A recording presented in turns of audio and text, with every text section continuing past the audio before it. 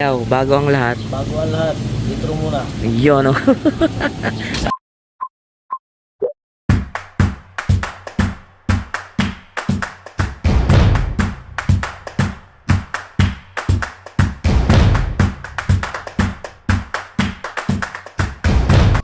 So, ayun guys. Magandang araw sa inyo. At maligayang bagong taon. Kamusta naman ang mga holiday season nyo guys? Marami ba kayo napamaskuhan? Or marami kayo napaputukan? Ay, napaputukan. Nakapagpaputok ba kayo? Gulo no? So ayun guys, ngayon lang ako nakabalik sa Lop ni Bayaw. And grabe, ang dami na bago dito sa Lop ni Bayaw. Daming na bago sa Lop ni Bayaw guys. Kumunti na yung ibon. Dito apat na lang sila. Ayan. Si Abok, si Pugo, si ano to, si Basco, si Batanes yung nasa taas. Yan guys, no. Hindi pinalad yung dalawa, si Negro tsaka si ano, si Red Eye. Hindi sila nakauwi sa May Kabag, Quezon, Taklap guys. Smash kasi yung labanan nun guys. Hindi nila kinaya yung lipad. Ang nakauwi lang doon si Jikay. Grabe yung ano na yun, hindi para nun guys. Pinakawalan yung mga ibon. Anong oras na? Mga ano na ata, 10:10 yung Kabag, Quezon. Ganun talaga. Sayang no. Start na sana ngayon ng ano guys, fan race. Hindi pa umabot oh. Motor sana yun, premium nun. Sayang no. Ganun talaga. Bawi na lang ulit sa next season. And ang abangan natin yung tatlo, si Habok, si Basco, tsaka si Batanes. And dun nga pala sa mga inakay guys, medyo malaki na yung inakay na dalawa nila Baliw at Chikay. Malaki-laki na yung anak nila. Tsaka na ipapakita pagka maganda na yung itsura nila guys. And may mga bago tayong ano, breeders. Tsaka ko na lang din ipapakita pagka, kasi ano pa eh, kinokondisyon pa sila eh. Ready na ata ito lumipad tong mga to. Barako na si Abok eh. So ayan guys, grabe, salamat pala sa mga nag-subscribe dyan. Sunod-sunod eh. Hindi ako makapaniwala kasi madalas isa lang eh, sa loob ng isang buwan. At least meron pa rin, di ba? Tsaka siyempre sa mga nanonood, nagla-like, maraming salamat guys. Sana ngayong taon 2025 pala rin tayo sa pagpapalipad guys. Makauwi sila lahat. And ang nire-ready namin ngayon is yung NDR. Matagal pa naman. June, July pa yun guys. Matagal pa yung preparation natin para makapag training ng mga bagong inakay, no? Ito kasi yung tatlo, si Abok, si Batanes, tsaka si Chikay. Chikay. Ayan, si Chikay, tsaka si ano, si Basco guys.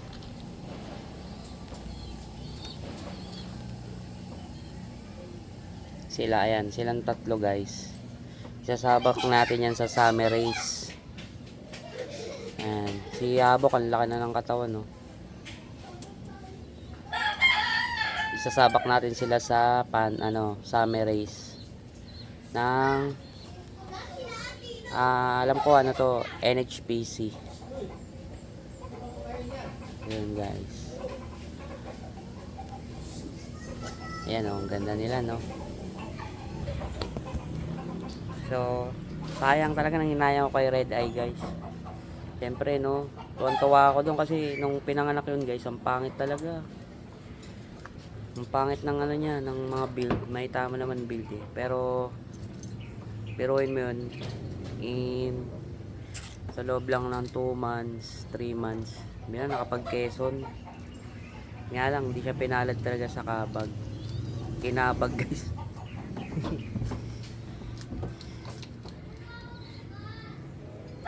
Ayun. So, sa ngayon, wala pa kaming palipad pero may mga napaparonda naman. Nga lang yung itotos. Ito yun, yung tatlo na nga. Mga ano yan, baka Sunday magtos kami ni Bayaw. Sa malapit lang syempre. And ngayon may mga breeder si Bayaw na bago. Sana maglabas pa ng mga gandang mga gandang klase. And yung nanay ni Red Eye, nagpares na sila guys. Yung blue bar na sunog, pares na sila.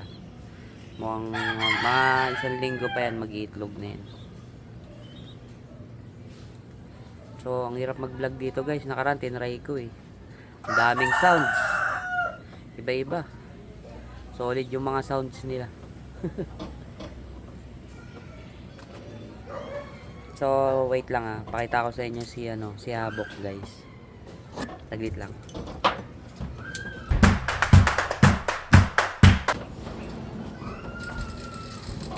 So, ayun guys. Ito na si Habok ko.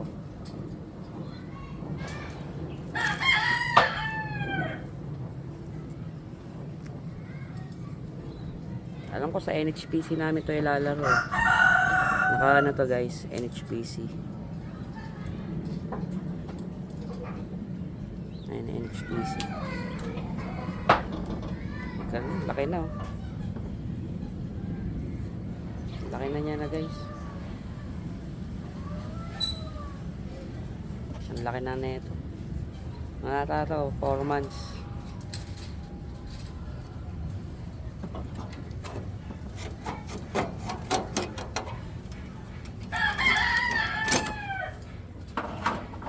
Wala si wala si Bayaw namas ko daw.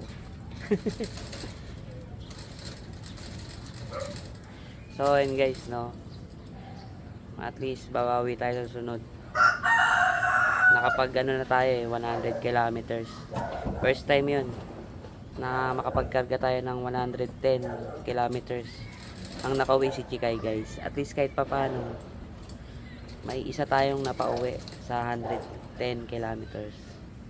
And ayun nga, hindi na namin sinakay ulit. Kasi baka mawala Tapos nag-iisa lang siya.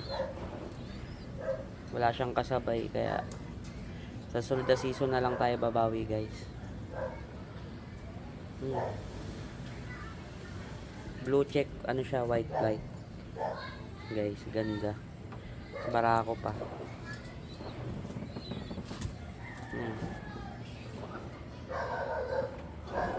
Baliktad. Ayan guys.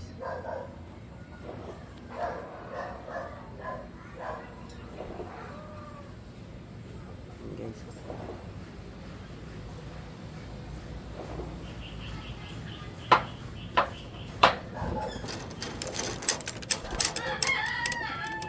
Yan, si Habok guys. Iba na. Blooming na siya. So, maaga pa naman paronda kaya ako. Parondahin ko to guys. Wait lang.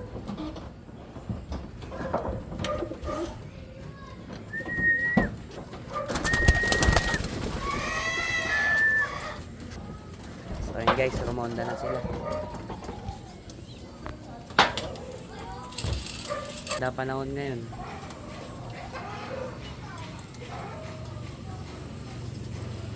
Wala sila.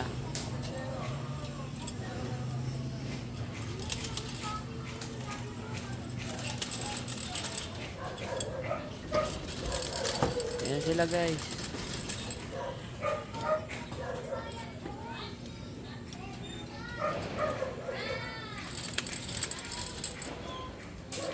Tatlo na lang napapalipad.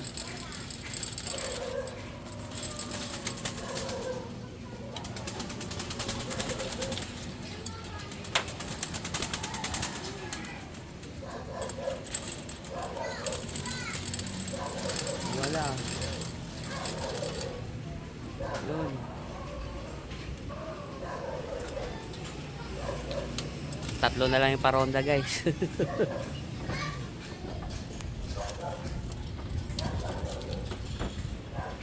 So